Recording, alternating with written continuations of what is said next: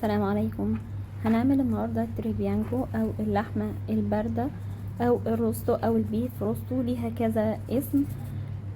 بجيبها من عند الجزار بالشكل ده، بتختلف حجمها او وزنها من قطعة للتانية. اللي معايا النهاردة وزنها حوالي 3.5 كيلو، وهنعملها بطريقة سهلة، ودي من اسهل الطرق، من اسهل الوصفات اللي بتتعمل في العزايم. اول حاجة بشيل طبقة الدهن اللي موجودة على اللحمة بسكينة حامية بالشكل ده،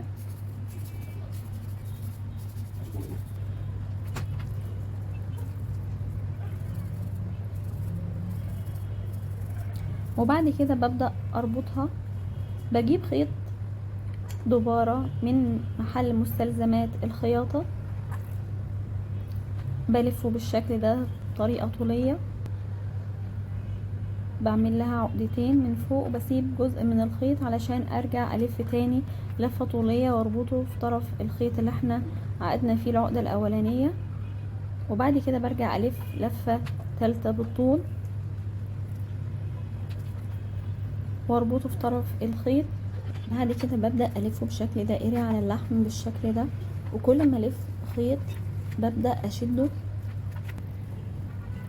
علشان ما يتفكش الخيط واحنا بنسوي اللحمة.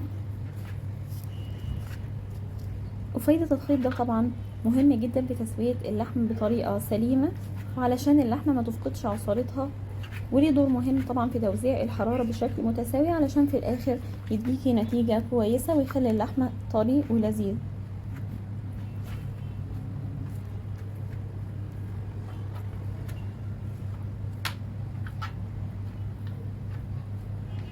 في النهاية خالص بربطه في نهاية الخيط اللي من تحت،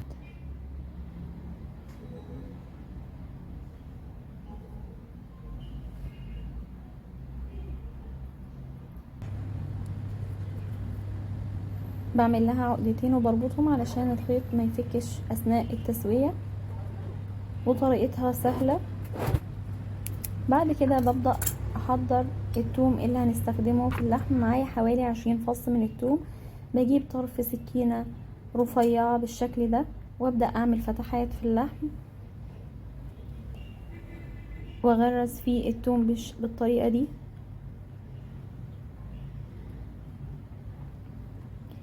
بحركات عشوائية بوزع التوم على اللحم كله.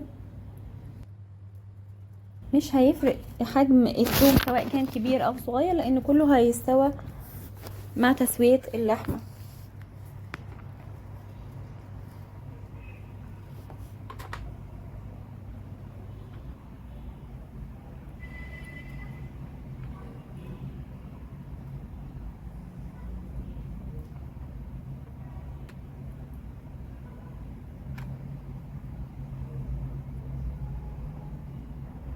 بعد ما بخلص توزيع التوم على اللحم ببدأ احضر التوابل اللي انا هستخدمها في الوصفة بتاعتنا النهاردة. كده خلصنا التوم. بجيب معلقة كبيرة من الزعتر الاخضر ومعلقة كبيرة من الملح، ببدأ اوزعهم بالشكل ده، ومعاهم معلقة كبيرة من الفلفل الاسود، وبعد كده بحط عليها معلقة من السبع بهارات، وبغلفهم على اللحم بالطريقة دي واسيبهم حوالي نص ساعة في التتبيلة. وبعد كده صينية على النار بحط فيها معلقتين كبار من السمن البلدي، بحط عليها اللحمة واشوحها فيها. اول ما لونها يتحمر من جنب بقلبها على الجنب التاني لحد ما تتحمر كلها. طبعا ده على درجة حرارة عالية علشان ما تنزلش السوائل بتاعتها.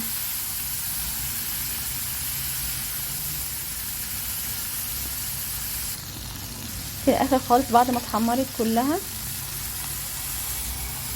بالشكل ده بضيف عليها كوبايتين من المية،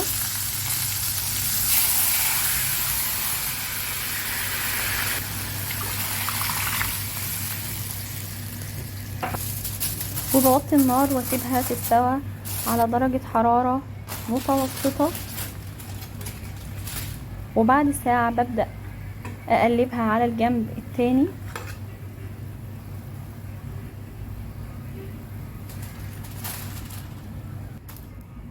هي اخدت نضجها على النار حوالي 2.5 ساعة.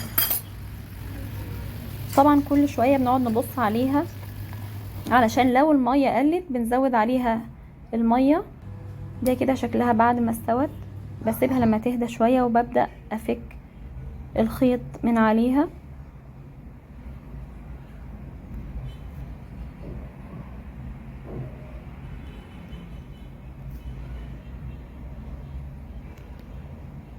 طبعا افضل حاجة تتساب لما تبرد خالص وبعد كده تبدأ تتقطع، بس انا عشان كنت مستعجلة عليها فقطعتها وهي دافية شوية.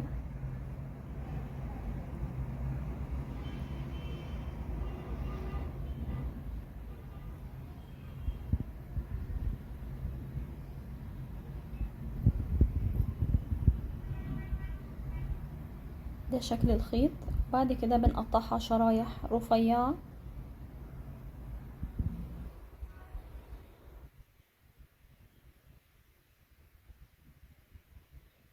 جربوها هتعجبكم، من اطعم واجمل اللحوم اللحمة الباردة او البيف روستو.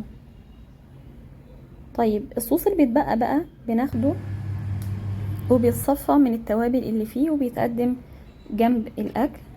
انا قدمتها جنب رز بسمتي وجنب خضار سوتيه، وده شكلها النهائي. لو عجبكم الفيديو ما تنسوش تعملوا لايك وشير وسبسكرايب عشان يوصل لكم الجديد من فيديو